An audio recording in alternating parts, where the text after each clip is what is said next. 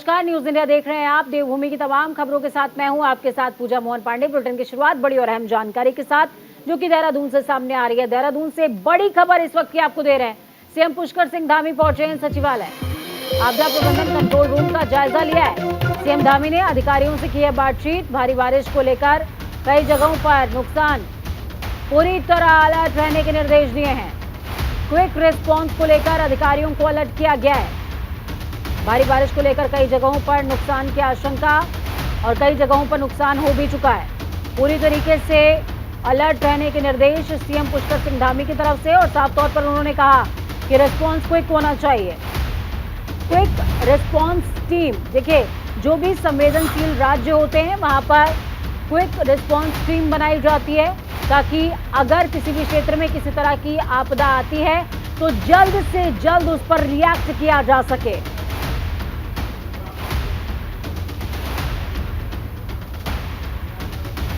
तो बड़ी खबर, अहम जानकारी आपको देहरादून से दे रहे हैं। सीएम पुष्कर सिंह धामी पहुंचे हैं सचिवालय।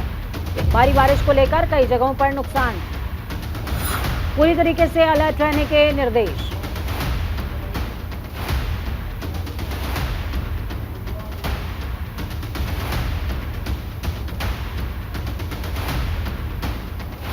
देहरादून से बड़ी खबर सामने आ रही है।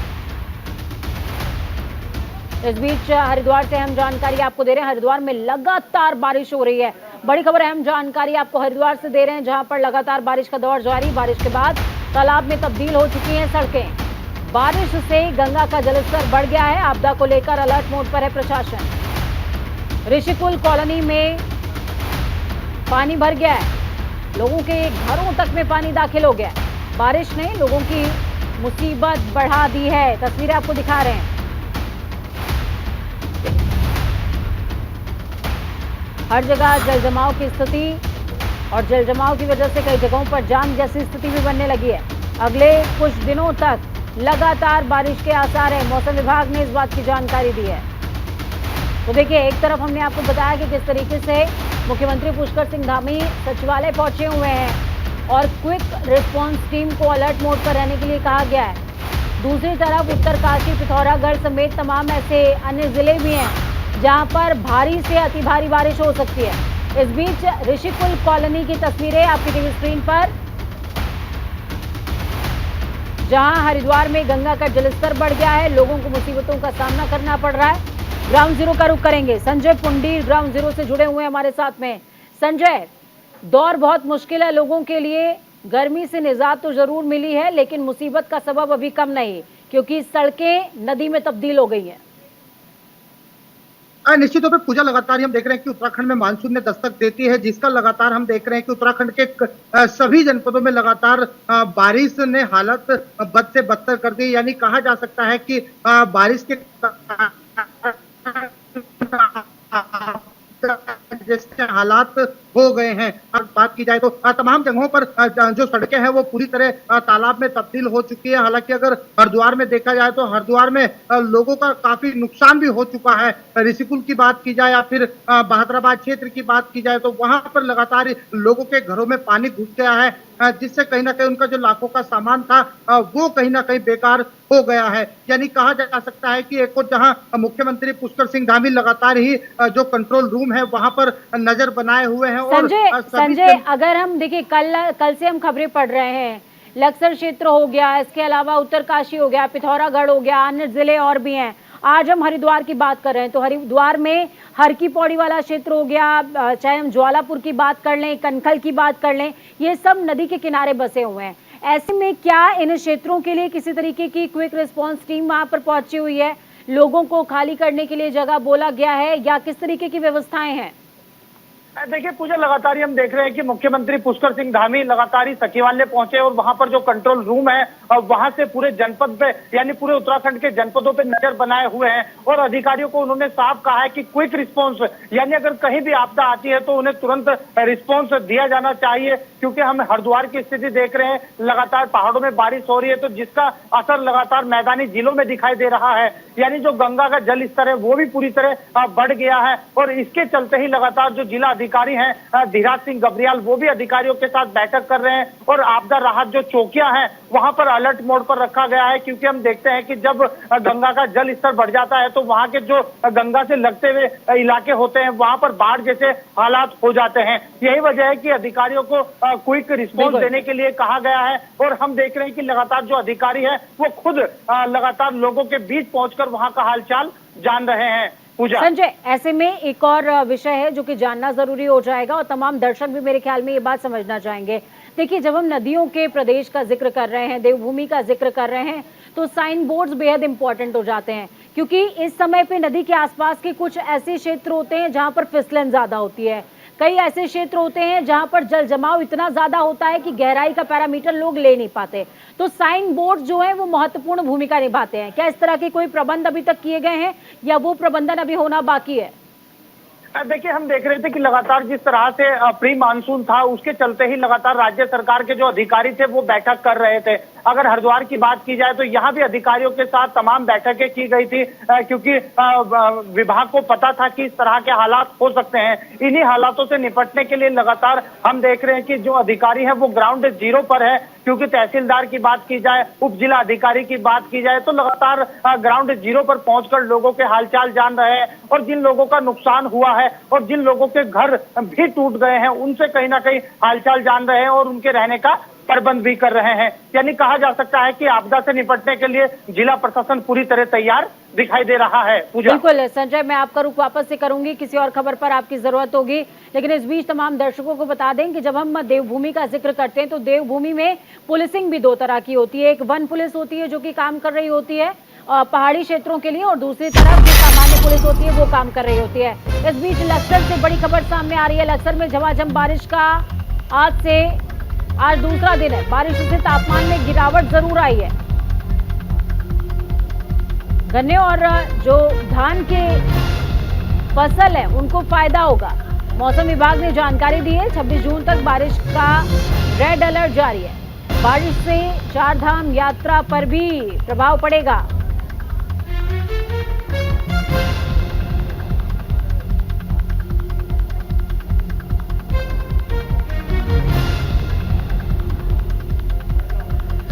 तो बड़ी खबर अहम जानकारी इस वक्त की आपको दे रहे हैं। बारिश से तापमान में गिरावट आई है। धान और गन्ने की फसल के लिए हालांकि बारिश अमृत से कम नहीं है, लेकिन आसमान से गिर रही बूंदें कब आफत बन जाएं ये खुद किसान भी नहीं जानता। और किसान जब ये बारिश आसमान से गिर रही होती है तो दुआ सिर्फ यही मांगता है कि जितनी मेरी फसल के लिए जरूरी है बस उतना ही बरसना इंद्रदेव। इस बीच बड़ी खबर अहम जानकारी आपको दे रहे हैं। मानसून उत्तराखंड पहुंच चुका है।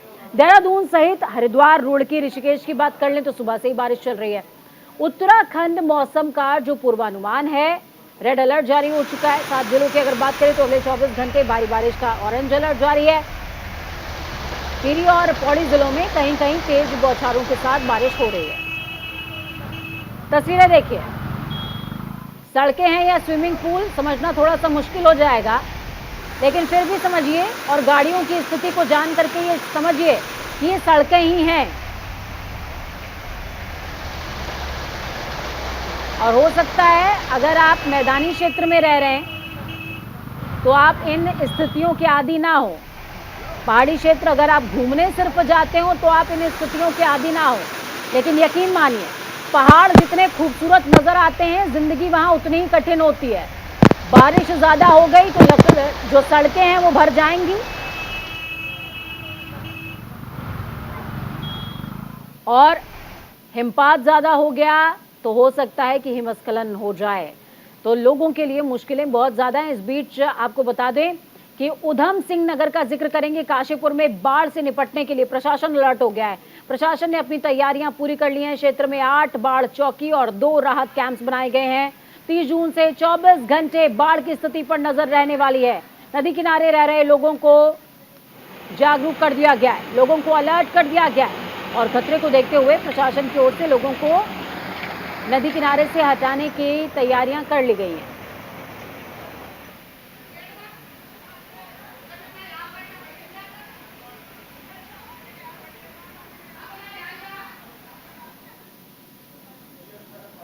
इस बीच देहरादून से बड़ी खबर अहम जानकारी आपको दे रहे हैं। 26 जून से G20 सम्मेलन का आगाज होना है। 28 जून तक चलेगा G20 का सम्मेलन। सम्मेलन में पहुंच रहे हैं विदेशी मेहमान। गंगा आरती में भी शामिल होंगे सभी मेहमान। सोचिए, बारिश का रेड अलर्ट है, देश के सम्मान का भी विषय है, प्रशासन की कितनी फजीहत है। 28 जून तक G20 का सम्मेलन चलना है। विदेशी मेहमान पहुंचना शुरू हो गए, हालांकि गंगा आरती में भी शामिल होंगे।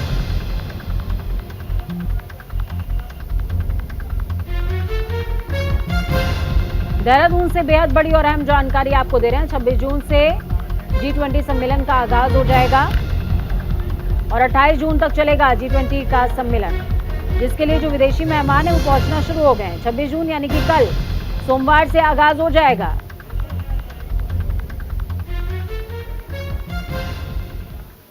तो हरिद्वार से बड़ी खबर अहम जानकारी आपको दे रहे हैं। कांवड़ मेले से जुड़ी बड़ी खबर है। कांवड़ में मेला प्राधिकरण बनाने की तैयारी। तीर्थयात्रियों की बढ़ती तादाद को लेकर फैसला लिया गया है। मेला संचालन को 5 नोडल अधिकारी नामित हो चुके हैं। 4 जुलाई से शुरू होगी कांवड़ यात्रा। कांवड़ मेले के दौरान श्रद्धालुओं पर होगी पुष्प वर्षा। मेले के दौरान सांप पकड़ने वालों की तैनाती की जाएगी। वन विभाग के अधिकारियों को इस बात की जानकारी दे दी गई है। कांवड़ मेले में तीर्थयात्रियों की तादाद बढ़ती जा रही है। इसको देखते हुए सरकार कुंभ के बाद अब कांवड़ में भी मेला प्राधिकरण बनाने की तैयारी में है। तो वहीं 4 जुलाई से कांवड़ मेले की शुरुआत हो रही है। मेला संचालन को 5 नोडल अधिकारी नामित किए गए। कांवड़ यात्रा के दौरान मोतीचूर, रोड़ी बेलवाला, बैरागी समेत 13 पार्किंग स्थल बनाए गए। तो वहीं वन विभाग के अधिकारियों ने जानकारी दी है कि मेले के दौरान सांप पकड़ने वालों की तैनाती की गई है। संजय जुड़े हुए हैं हमारे साथ में। संजय, जिस तरीके से मानसून की दस्तक हो गई है, दूसरी तरफ अब कांवड़ियों का दौर भी शुरू हो जाएगा। कांवड़ियों को देखते हुए विशेष प्रबंधन सरकार को करने होते हैं। G20 की बैठक भी हो रही है। बहुत कुछ है जिस पर देश की नजर रहने वाली है और इस बार तादाद कांवड़ियों की पहले से ज्यादा होने की उम्मीद।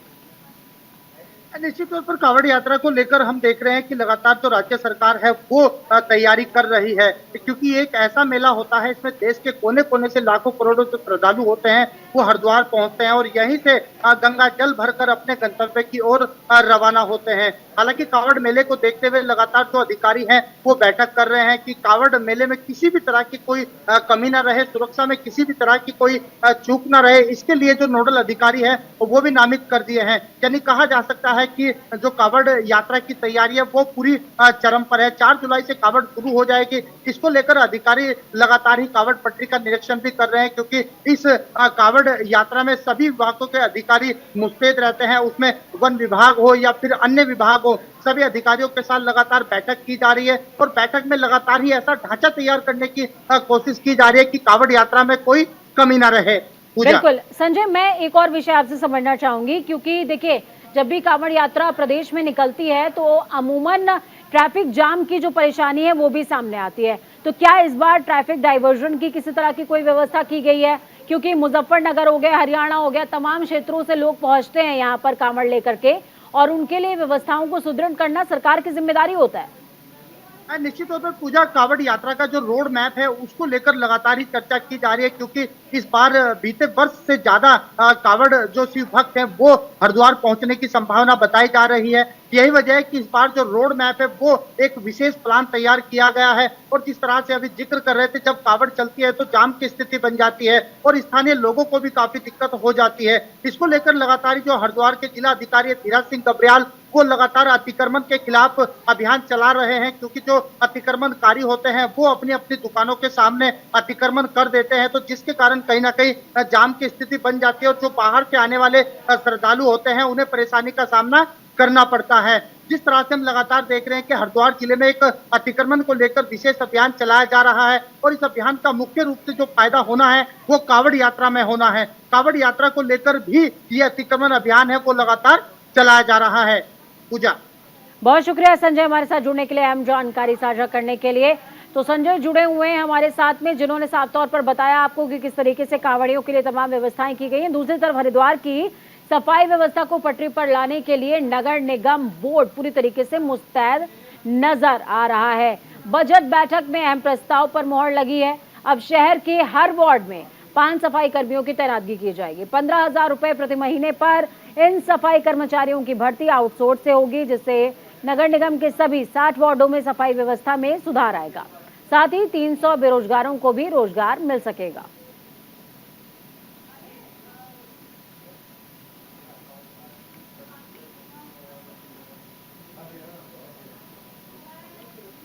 जिक्र रुड़की का करेंगे, जहां पर युवक की मौत के बाद जमकर हंगामा हुआ। बीती रात युवक की गोली मारकर हत्या कर दी गई। पूरा मामला मंगलौर कोतवाली क्षेत्र का बताया जा रहा है। सूचना मिलते ही मौके पर पहुंची पुलिस ने मृतक के शव को कब्जे में लिया, पोस्टमार्टम के लिए भेज दिया, जिसके बाद मृतक के परिजनों ने पुलिस से हत्यारों को जल्द से जल्द पकड़ने की मांग को लेकर नारसन बॉर्डर पर विरोध प्रदर्शन किया है। साथ ही परिजनों ने मांग रखी कि जब तक हत्यारे पकड़े नहीं जाएंगे तब तक शव का अंतिम संस्कार नहीं करेंगे। हालांकि पुलिस ने मृतक के परिजनों को बमुश्किल समझा बुझाकर अंतिम संस्कार जरूर करा लिया है और आश्वासन दिया है कि आरोपियों को जल्द से जल्द गिरफ्तार कर लिया जाएगा।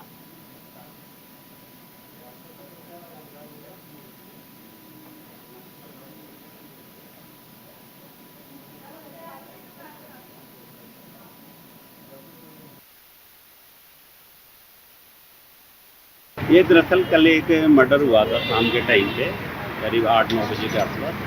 तो उसमें जो है आकाश लड़का है यहाँ का, तो उसके दोस्त और वो दोनों साथ गए थे मोटरसाइकिल से। फिर उसकी डेड बॉडी यहाँ मिली थी, उसमें मुकदमा दर्ज किया गया है और मुकदमा दर्ज करके पोस्टमार्टम कराया गया है। और कुछ लोग यहाँ जब पोस्टमार्टम के बाद आए तो अपना विरोध जताने का प्रयास कर रहे, जिन्हें समझा बुझा के भिजवा दिया। लक्सर में ग्रामीण के परिवार पर बाइक सवार युवकों ने जानलेवा हमला कर दिया। इतना ही नहीं, युवकों ने उनकी गाड़ी में भी तोड़फोड़ की और लाठी, डंडे, सरियों और धारदार हथियार से हमला किया। साथ ही जान से मारने की धमकी तक दी, जिसके बाद पीड़ित ग्रामीण ने पुलिस को तहरीर देकर आरोपियों के खिलाफ सख्त कार्रवाई करने की मांग की है। फिलहाल पुलिस मामले की जांच में जुट गई है और आरोपियों की तलाश में जुट गई है। ऑटो अचानक ही करा के महला रोड नो क्या बात है, कहाँ हुआ ये? वहाँ हुआ जी, पुल की ठोकर हो, कुलवीर के सामने। किसने करा ये? वहाँ कहते जी उसके महेशरी के। हम जैसे ही बालावाड़ी मोड़ घूमे, पुल से पड़ली बारी, उधर आते सार हमने गाड़ी थामी और अचानक ही 5-7 आदमी आए पीछे से। उन्होंने वहाँ ताबड़तोड़ हमला करा और फायरिंग वायरिंग भी रही। हमारे चोटें भी आई हैं, हाथ में चोट लगी हुई है। कौन? मैसरी गांव के सुना जाए, एक लड़के ने पहचान करी है, उसने करा। हथियार बता रहे? हथियार जी पुलिस ने 2 कासपुर बरामद करे वहाँ से, उन्होंने फायरिंग करी, चलते चलाते भी देखे हमने। बालावाली तिराहे पे एक चौपहिया वाहन को रोककर कुछ लड़कों ने जो है, अज्ञात लड़कों ने उस पे लाठी डंडे से हमला किया, उसके शीशे तोड़ दिए और भाग गए। सूचना मिलते ही पुलिस तत्काल मौके पहुंचकर और जो गाड़ी वाले लोग हैं उन्हें लेकर थाने ले गई और तहरीर दे रहे हैं। उसके खिलाफ जो है वैधानिक कार्रवाई की जाए।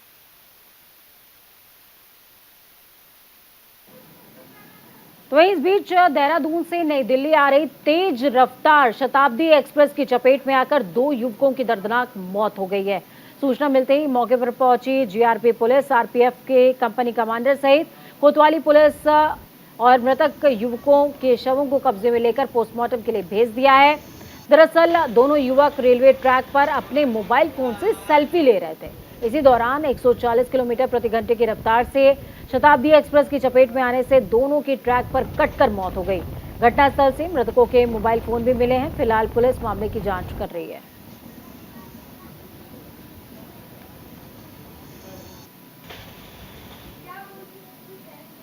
लक्सर के रायसी के जयनगर से अमृतसर जा रही सरयू यमुना एक्सप्रेस में अचानक आग लग गई। आग लगने से हड़कंप मच गया, भगदड़ मच गई। दरअसल एक रेल यात्री ने मोबाइल चार्जिंग पॉइंट का इस्तेमाल किया था। इसी दौरान शॉर्ट सर्किट की चिंगारी से अचानक ट्रेन के कोच में धुआं फैलने लगा और चलती ट्रेन आग का गोला बन गई, जिसके बाद यात्रियों में अफरा तफरी मच गई। खिड़की से यात्री अपने सामान के साथ बाहर कूदकर जान बचाते नजर आए हैं। आनन फानन में चेन पुलिंग करते हुए ट्रेन को रायसी रेलवे स्टेशन के पास रोक दिया गया। मौके पर मौजूद रेल कर्मचारियों ने अपने प्रयासों से आग पर काबू पाया है। हालांकि सभी यात्रियों को सुरक्षित बाहर निकाल लिया गया और लक्सर जंक्शन रेलवे स्टेशन पर आरपीएफ और जीआरपी की ओर से सुरक्षात्मक पुष्टि करते हुए ट्रेन को सकुशल रवाना कर दिया गया है।